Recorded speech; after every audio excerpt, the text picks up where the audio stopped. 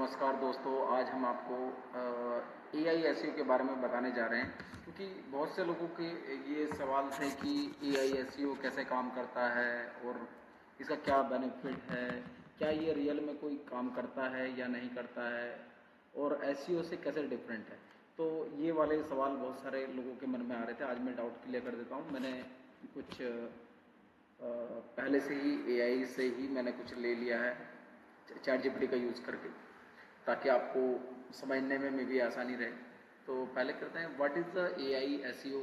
AI SEO is the use of the artificial intelligent tool and machine learning to improve the website visibility in search engine and AI powered search platform. तो कहने का मतलब ये कि पहले हम जब यूज़ करते थे एआई का यूज़ करते थे, नहीं सॉरी, हम एसईओ का यूज़ करते थे। और जब अब एक नया चीज़ जुड़ गया है एआई, जो कि ट्रेंड कर रहा है, काफ़ी लोग इसका यूज़ भी कर रहे हैं, हर हर हर फील्ड में इसका यूज़ हो रहा है।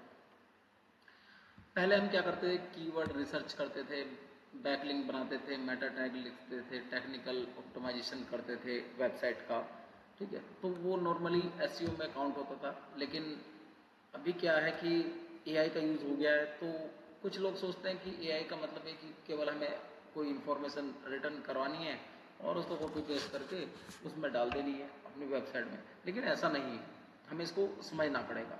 या फिर कोई ऐसा चीज़ नहीं है कि हम इसका यूज़ करेंगे और इसको लगाएंगे कहीं पर एआई कुछ ऐसा चीज़ लिखेंगे जिससे कि हमारी वेबसाइट बूस्ट हो जाएगी। ऐसा भी कुछ नहीं है। करना आपको एसईओ ही है। बस इसको समझना है कि एआई का एसईओ में क्या यूज़ है।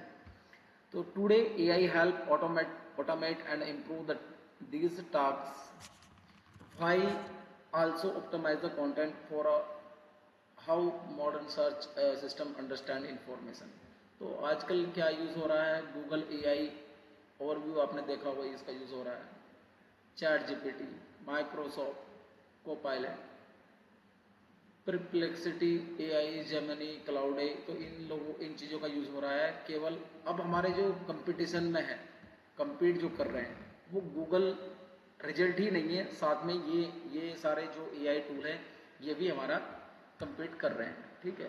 तो हमें इनको सबको समझ के, इनमें से जिस जिस भी एआई टूल का आप यूज़ कर रहे हैं उसमें से किसी एक को चुन लो जो आपके लिए बढ़िया हो, या फिर एक दो टूल का यूज़ कर लें कि आपको समझ में आ ही जाएगा कि कुछ टाइम बाद कौन सा हमारे लिए अच्छा है।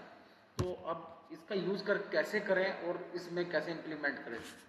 तो उससे पहले एक क्वेश्चन है, does AI SEO really work. हाँ, बिल्कुल करता है, but only when use correctly. अगर आप इसको करेक्टली यूज करोगे तभी वर्क करेगा। ऐसा नहीं है कि आपने रफली कुछ भी यूज किया और आप इसको चला रहे हैं, ऐसा कुछ नहीं है।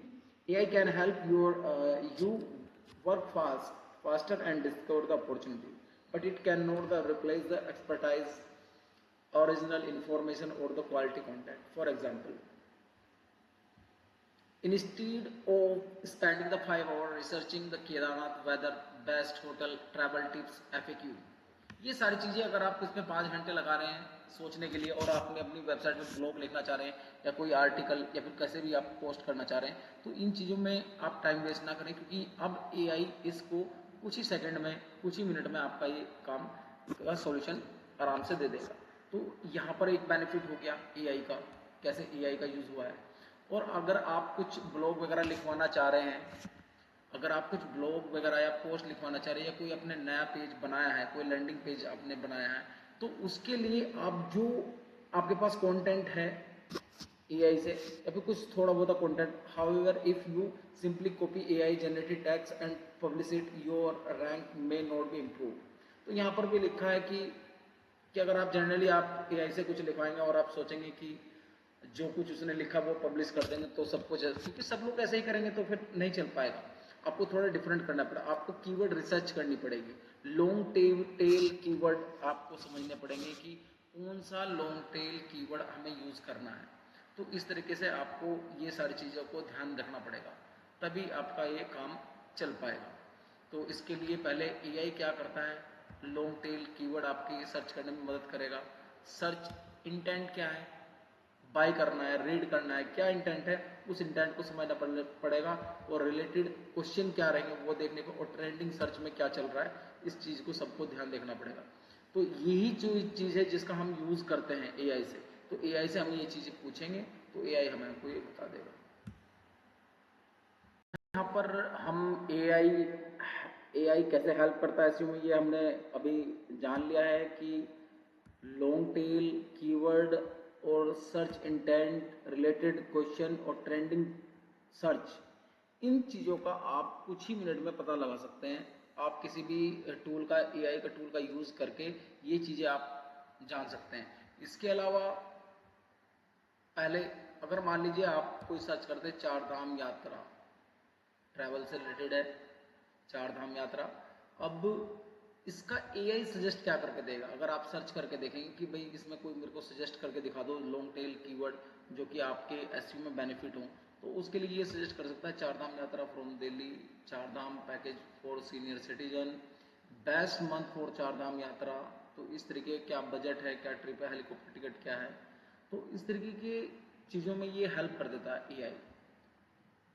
जब हम रिसर्च करते हैं तो उसमें काफ़ी टाइम लगता है, अगर रिसर्च से बढ़िया अगर आप एआई से पूछ लें तो वो आपको जल्दी से जल्दी इसका ये बता देगा। ठीक है, अब अंडरस्टैंडिंग सर्च इंटेंट, अगर उसका इंटेंट को सर्च देखना हो क्या इंटेंट है, जैसे वो बाई करना है, जैसे कि कोई कीवर्ड है डैश डीएसएलआर कैमरा, तो पॉसिबल हो सकता है उनका इंटेंट होगा कि उसको खरीदना होगा या फिर कंपेयर करना होगा ब्रांड का, या फिर कोई उसको फोटोग्राफी लर्न करनी या रीड रिव्यू करने हैं।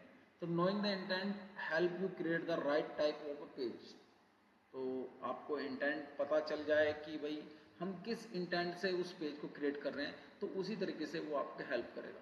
Content planning, AI can generate the blog outline.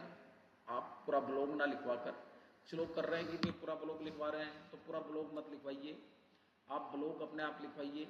तो उसे सजेस्ट लीजिए कि ब्लॉग की आउटलाइन क्या रहेंगी, हेडिंग क्या रहेंगी, H1 H2 H3 क्या डालना है, FAQ क्या है, रिलेटेड टॉपिक क्या है, कंटेंट गैप कितना रखना है, क्या रखना है।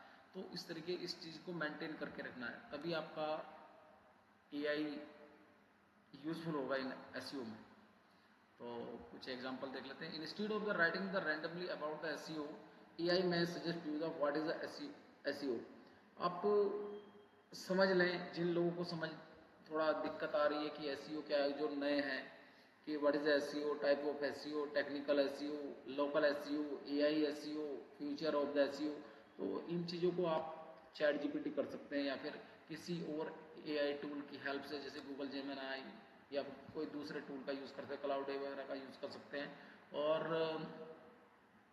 इनसे आप जान पाएंगे कि हमें क्या स्टेप लेना है, क्या चीज़ आप कर रहे हैं। तो इस तरीके से एआई हमारा हेल्प करता है।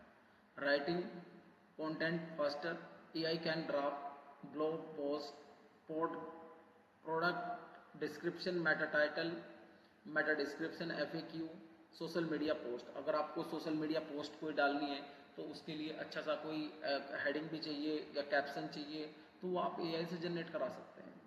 और कभी कभी अगर आपको लग रहा है कि आपके पास कोई पिक्चर वगैरह नहीं है, तो पिक्चर भी आप जनरेट करा सकते हैं और अपना सोशल मीडिया पर पोस्ट डाल सकते हैं। और साथ में ही जब हम कोई लैंडिंग पेज, नया पेज बनाते हैं या फिर कोई ब्लॉग पोस्ट करते हैं, तो उसके लिए मेटा डेटा का जरूरत पड़ता है, मेटा टाइटल का जरूरत पड़ता है, मेटा डिस्क्रिप्शन का जरूरत पड़ता है, तो वो भी आप एआई से आसानी से लिखवा सकते हैं। तो इसी इसमें आपका एसईओ में हेल्प करता है, इसलिए इसको बोलते हैं एआई एसईओ। ऑन पेज में भी आपका हेल्प करेगा। Heading structure, keyword placement, keyword का प्लेसमेंट किस जगह करना है, कितना कहाँ पर अच्छा प्लेसमेंट हो रहा है, इंटरनल लिंक देने कितने जरूरी हैं, कितने लिंक चाहिए, रीडेबिलिटी उसकी आई है कि नहीं आई है उसमें, कौन उसमें, और इमेज ऑल टैग्स लगाएं, आपके कौन से इमेज में कौन सा ऑल टैग लगना बेटर रहेगा, मेटा टैग आपके यूजफुल होंगे इसमें। और टेक्निकल एसईओ में जैसे ब्रोकन लिंक, कोई ब्रोकन लिंक तो उसमें भी आपकी हेल्प कर देगा ये।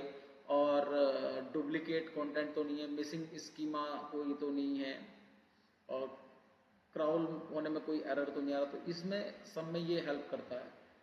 कंप्यूटर का एनालिसिस करके देता है, कंटेंट अपडेट, और आपके जो पॉपुलर एआई टूल हैं वो हैं आपके, जो आपके सामने।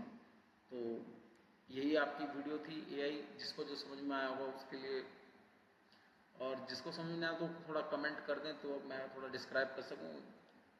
बाकी मैं क्षमा चाहूँगा अगर किसी को समझ में नहीं आया तो। तो थोड़ा दिक्कत आई है। धन्यवाद। सब्सक्राइब करते हैं।